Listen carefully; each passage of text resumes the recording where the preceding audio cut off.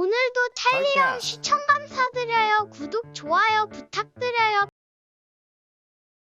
안녕하세요, 찰리브라입니다.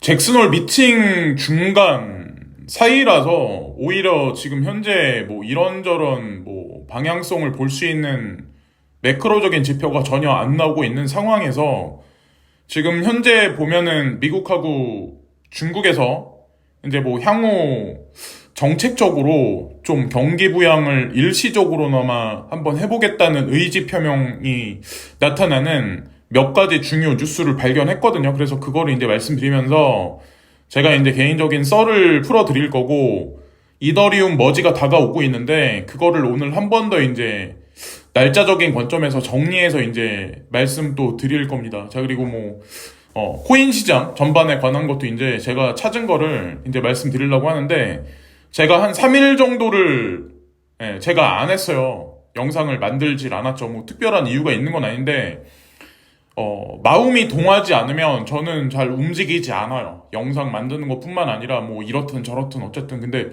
뭐 오늘은 그냥 뭐 하나 더 만들어야 되겠다 이런 생각해서 이제 만들게 되는데, 일단 첫 번째, 바이든 수백만 명 학자금 대출 1만 달러 탕감 발표 계획, 이 얘기가 나왔는데, 중요한 거는 중간 부분에 빨간 네모칸 친 부분 보면 상환 유예라는 얘기가 있죠. 이 얘기는 뭐예요? 1만 달러에서 2만 달러까지는 탕감을 해주겠다. 부채를 그냥 없는 걸로 청산해주겠다. 그러나 전체를 갚아주진 않을 거야. 상환을 유예할 거야. 그러면 어떻게 될까요? 학생들 입장에서 달콤한 꿀과 같죠. 이런 바이든 행정부의 이런 발표가. 자, 그러면은 표 찍어줘라. 중간 선거에서 민주당이 이길 수 있게 도와줘라. 근데 이게 일시적일 가능성이 상당히 높다라는 거죠. 제가 상환 유예라는 얘기를, 여러분들이 이 단어를 잘 보셔야 돼요. 유예라는 얘기. 자, 유예가 끝나면 어쨌든 빚은 남아있다. 그러면 리세션과 같이 매칭을 해서 보시면 아마 큰 방향성을 보실 수 있고, 이거는 한두 달에 걸친 이것을 제가 말씀드리려고 했던 건 절대 아니에요. 그리고 이더리움 머지에 관한 얘기인데, 자, 뭐 미디어에 이런 얘기가 나왔어요. 그러니까 머지 전에 버그가 발견되면, 뭐 이더리움의 버그가 발견하면 거기서 뭐 1밀리언을 얻을 수가 있을 거야. 그래서 사람들한테 이제 상금을 건 거죠. 제가 이 뉴스를 보면서, 그것도 블룸버그에서 많이 이런 얘기를 지금 떠들고 있는데, 이 뉴스를 보면서 제가 어떤 생각을 하게 됐냐면, 이번에는 미루는 게 아니라 확실히 이더리움 포스가 진행되겠구나. 더 확신이 섰고, 중요한 건 9월 6일이 마지막 업그레이드 작업이에요.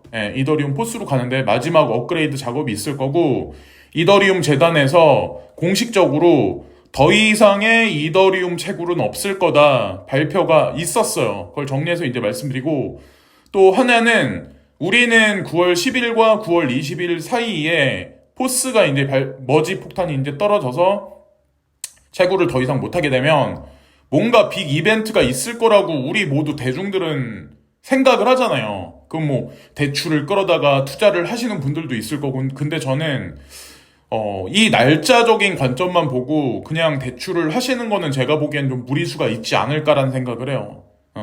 왜냐면 예전에 이제 제가 2016년에도 말씀드렸죠. 2016년에도 마찬가지로 그랬었고, 2020년에도 오히려 시간이 어느 정도 반감기가 끝난 이후에 그 날짜적인 이벤트 성향이 짙은 날짜가 지난 이후에 시세 분출이 있었거든요. 그러니까 이거는 기간을 정해서 보시기보다는 큰 흐름의 맥락으로 보시면 어떨까. 그래서 9월 대중 예상을 해서 대출하는 거는 좀 피하시고, 중요한 거는 이 머지 폭탄이 떨어지면서 이더리움과 이더리움 클래식, 그러니까 이더리움 W와의 뭐 어떤 뭐 카오스적인 상황, 서로 뭐 릴레이를 주고받는 약간 뭐 시세적으로 뭐 그런 게 한동안 벌어지지 않을까 저는 이제 개인적으로 생각을 합니다. 물론 ETHW는 저는 아니라고 생각하고, ETH와 ETC는 ETF까지 분명히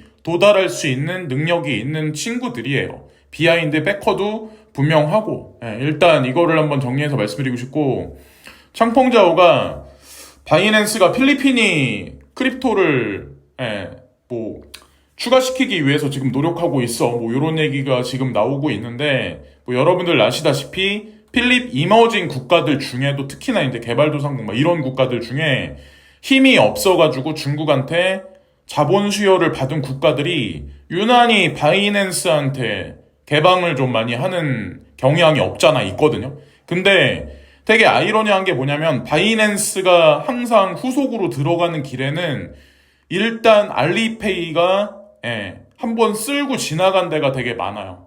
여기 보시면은 여기 필리핀 나와 있죠. 지캐시라고. 필리핀, 인도네시아, 태국, 말레이시아, 방글라데시, 홍콩, 인디아에도 페이티엠이 인도인 전부가 사용을 하는데 거의 제가 보기에는 엔트파이낸셜하고 제가 보니까 지분을 보니까 거의 과반수 정도를 엔트파이낸셜이 가지고 있더라고. 알리바바랑 이렇게 해가지고 뭐 얘기 다 끝난 것 같고 한국도 카카오페이가 하여튼 관여가 돼 있다. 그래서 같이 결부해서 보면은 바이낸스 움직임을 같이 결부해서 보면 재미난 그림이 나오지 않을까라는 생각을 하나 하게 됐고, 그리고 이 그림은 뭐냐면 조시 라거라고 저도 많이 추종을 많이 하고 간간히 이제 의견 수렴을 많이 하는 사람인데, 이분 같은 경우는 그러니까 여러분들이 좀 싫어하실 수도 있는 내용일 수도 있는데 그냥 단적인 얘기만 듣고 이거 말도 안 돼 이러지 마시고, 이 사람이 하는 얘기가 뭐냐면 2024년 4월 달까지는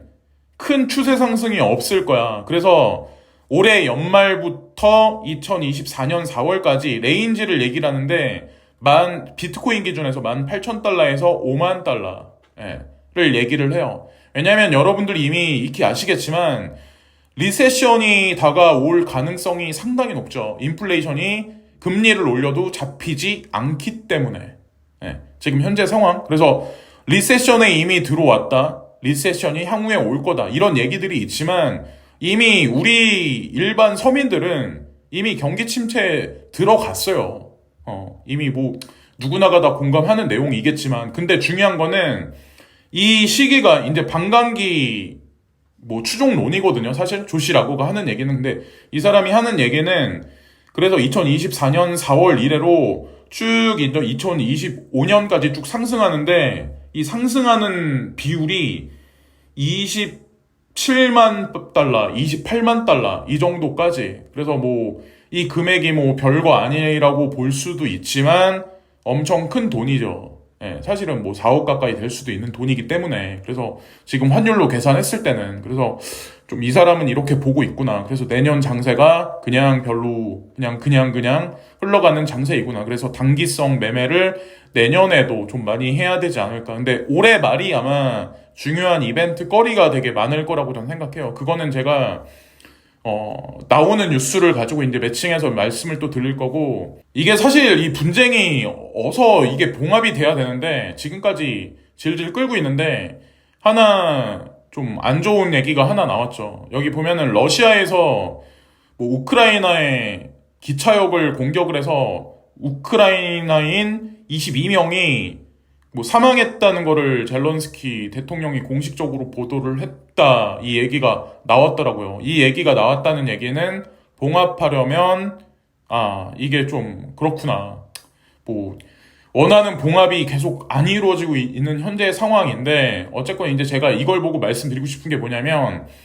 이번 이 사건을 통해서 여러분들 그거는 인지하셔야 된다는 거죠. 이게 단순하게 뭐 미국의 승리다, 러시아의 뭐 패다, 뭐 러시아의 승리다, 미국의 뭐 패다, 이렇게 보는 게 아니라 흑백 논리를 여기다 대입하지 말고 그냥 이번 사건을 통해서 전 세계에 무슨 일이 발생됐나, 우리나라랑 상관없어가 아니라 전 세계에 가장 중요한 건 무슨 일이 발생이 됐나, 유로존은 어떤 일이 발생됐나, 에너지에 있어서 어떤 일이 발생됐나, 인플레이션을 어거지로 끌어올렸잖아요. 이번 사건을 통해서. 곡물 가격 수직 급상승해서 내려오지 않고 있는 현재 추세. 전 세계 가장 큰 곡창지대가 우크라이나인데 무역이 원활하게 돌아갈 수가 없죠. 전쟁 상황이니까. 곡식은 어떨까요? 더더욱이나 가뭄 상황이 지속되고 있는 현재 와중에서 수확량이 현저하게 떨어질 수밖에 없어요. 수출도 못하고. 그러면 어떻게 될까요? 다른 국가들은 수입을 제대로 못하면 당연히 신라면 값이 올라가고 오징어 짬뽕 가격이 올라가고, 그럼 미국에 있는 스파게티가 아니라 그냥 뭐 하여튼 밀이나 쌀하고 관련돼 있는 음식 사 먹는 사람들도 다 영향을 받을 수밖에 없고, 유로존에 있는 사람들, 아시아에 있는 사람들 다 영향에 있다는 거죠. 어쨌건 이거는 저는 그냥 단순하게 그냥 흑백 논리를 대입하고 싶지 않아요. 인플레이션의 원흉이 바로 이번 사건에 있었다. 그래서 뭐 미국에서 연준에서 뭐 금리를 하반기에 0.75 한다, 뭐 거기에다가 뭐 내년엔 어떻게 한다, 이런 얘기를 계속 해봐야 인플레이션은 우리 인류가 죽을 때까지, 저도 마찬가지로 여러분들 자제분들도 죽을 때까지 지금서부터는 짊어지고 가야 할 가장 커다란 짐이 되지 않을까라는 생각을 합니다. 그리고 뭐 CBDC를 도모할 거고, 분명히 그것으로 인해서 명목화폐의 종말을 고하기 시작을 할 거고, 돈 값어치가 땅바닥에 떨어지는 시점이 2025년 안에 분명히 올 거고, 2030년까지는 아마 상상하기도 싫은 일들이 아마 여기저기서 벌어지기 시작을 할 거예요. 그래서 지금 현재 상황을 즐겨라라고 저희한테 말씀드리고 싶어요. 음식 드시고 싶은 거 돈 아껴서 막 이렇게 코인 하나라도 사 모아야지, 이것도 중요하지만 그냥 지금 현재 있죠. 수산물이 됐건 아니면 뭐가 됐건, 미국은 아까 뭐 학생들 뭐 부채 탕감? 학비? 론을 좀 유예시켜준다 이런 얘기가 나오는데, 중국 정부에서는 우리는 일자리 창출을 우선시하고 고용시장 안정화에 도움이 될 재정, 통화 및 산업 정책을 추진할 것이다. 이것도 마찬가지로 시진핑 주석의 3년임을 위해서 중국 정부가 움직이는 거죠. 그래서 어떤 사람들은 민주당이 이번에 중간선거에서 패배할 거다라고 말하는 사람들도 있고, 시 주석이 3년임을 못할 거라고 말하는 사람들도 있는데, 제가 봤을 때는 두 라인 다 아마 지속적으로 아마 뭐 될 것 같아요. 제 개인적인 생각으로는. 그리고 여기 이것도 이제 얼마 전에 나온 뉴스인데, 금리 인하에다가 감세 정책 할 거고, 중국은 경제 안정화 위에 실물 경제 지원 확대 나선다, 이런 얘기들이 나와요. 이게 언제 실시될지는 모르죠. 이게 하반기 언제 실시될지는 모르겠지만, 어쨌건 단기적인 측면에서 뭐 이번 달 말이 됐건 다음 달 뭐 어느 시점까지는 아마 이 정책이 만약에 반영이 안 된다면 그냥 우리가 원하지 않는 지루한 장세가 더 연이어질 가능성도 있다는 거를 배제시키시면 안 된다는 거. 그리고 누가 이제 좋은 글을 써주셔가지고 제가 이거를 보여드리려고 하는데, 이 내용이 부자의 그릇 중에 나온대요. 근데 너무 좋은 글이라서, 인간은 자신과 어울리지 않는 돈을 갖고 있으면 반드시 잘못을 저지르게 된다. 돈에는 이상한 힘이 있다. 사람에게는 각자 자신이 다룰 수 있는 돈의 크기가 있다. 다시 말해, 그 돈의 크기를 초과하는 돈이 들어오면 마치 한 푼도 없을 때처럼 여유가 없어지고 정상적인 판단을 내리지 못하게 된다. 돈을 다루는 능력은 많이 다루는 경험을 통해서만 키울 수 있다. 많은 사람들은 어른이 되어 분별력이 생기면 돈을 다룰 수 있다고 착각한다. 분별력과 돈을 다루는 능력은 별개인데 말이다. 아주 좋은 얘기죠. 나중에 여러분들 급작스럽게 코인 투자하셔가지고 향후 몇 년 사이에 뜻하지도 않게 돈이 많이 생겼다. 근데 그때가 사실 제일 조심해야 될 때요. 인생에 있어서 가장 조심해야 될 때요. 내가 갑자기 돈이 생겼다. 엄청 나한테 맞지 않는 갑자기 뭐 페라리를 타고 다닌다. 그러면 사람 기분이 어떻게 될까요? 엑셀레이터를 밟지 말아야 되는데 사람이 밟게 돼요. 술도 한 잔 먹을 거 두 잔 먹게 되고, 그러다 보면 사람이 실수를 하게 돼요. 그때가 사실 제일 조심해야 될 때거든요. 그러니까 어쨌건 지금서부터 잘 이렇게 갈고 닦으셔가 그릇을 키우셔가지고 나중에 잘 되시기를 전 간절히 기원합니다. 모두 다. 그리고 인내하신 분들은 결실을 분명히 보실 거라고 전 생각해요. 그리고 여기 보면은 블록미디어에 코인스타 키오스크 비트코인 이외에 뭐 이더리움과 5개 알트코인 판매 시장 뭐 이런 얘기가 블록미디어에 이 얘기가 나와요. 그래서 제가 찾아보니까 이 내용이 있더라고요. 뭐 식스탑 알트코인을 여기 키오스크에서 이제 기존에는 이제 비트코인만 판매를 했었거든요. 근데 이 내용이 나왔어요. 근데 여기 내용을 보면 6개 이제 알트코인이 뭐냐면, 일단 뭐 비트코인은 기본적인 거고, 이더리움, 그리고 체인링크, 그리고 한국 시장에서 상장 폐지됐던 라이트코인이 여기 또 들어가 있네요. 여러분들 이게 아주 의미심장한 거예요. 이 키오스크는 미국 전역에 1만 개 정도 깔려 있는 기계예요. 그럼 과연 어떤 의도에서 여기서는 이 정책을 강행을 했을까? 그러니까 제 얘기가 맞다는 얘기죠. 라이트코인에 익명성 기술이 들어갔다고 해도 그거를 저해하기 위해서 중요성은 없다. 토네이도 캐시 얘기도 아직까지 꺼지지 않는데 향후에 한번 보세요. 제 말이 어떻게 입증이 되나. 분명히 결론 나옵니다. 그리고 도지코인, 사람들이 뭐 밈코인 얼마 전까지만, 한 작년? 재작년까지만 해도 밈코인 쓸모없다라고 얘기했죠. 근데 제가 항상 강력하게 주장을 해서 얘기를 했었죠. 테슬라에서 뭐라고, 그러니까 앨런 머스크가 뭐라고 하기 전에도 사실 저는 북미에서 가장 크게 결제로 쓰여질 거다라고 얘기를 했었죠. 여기 들어가 있어요. 도지코인. 그리고 스텔라 루멘, 폴리곤 여기 다 들어가 있어요. 저한테 이제 이런 얘기를 할 거야. 한국 사람들이 가장 많이 투자하는 XRP. XRP는 여기 왜 안 들어가 있나요? 이더리움은 들어가 있는데 왜 이더리움 클래식은 왜 안 들어가 있어요? 비트코인 캐시는 망했나요? 저한테 이제 또 근데 우리 수준이 이제 이 뉴스 하나에다가 덧붙여서 이거를 물어볼 시기는 지나지 않았나요?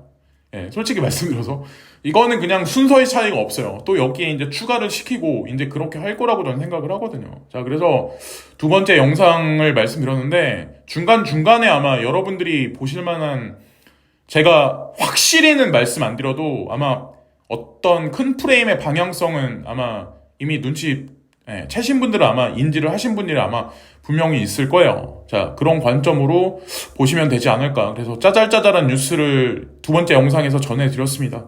남은 오후 시간도 좋은 시간들 보내시고, 모두가 다 원하시는 결과 있을 때까지 인내 시간이 길어지긴 하지만 그만큼 달콤한 열매도 엄청 달고 엄청 클 거예요.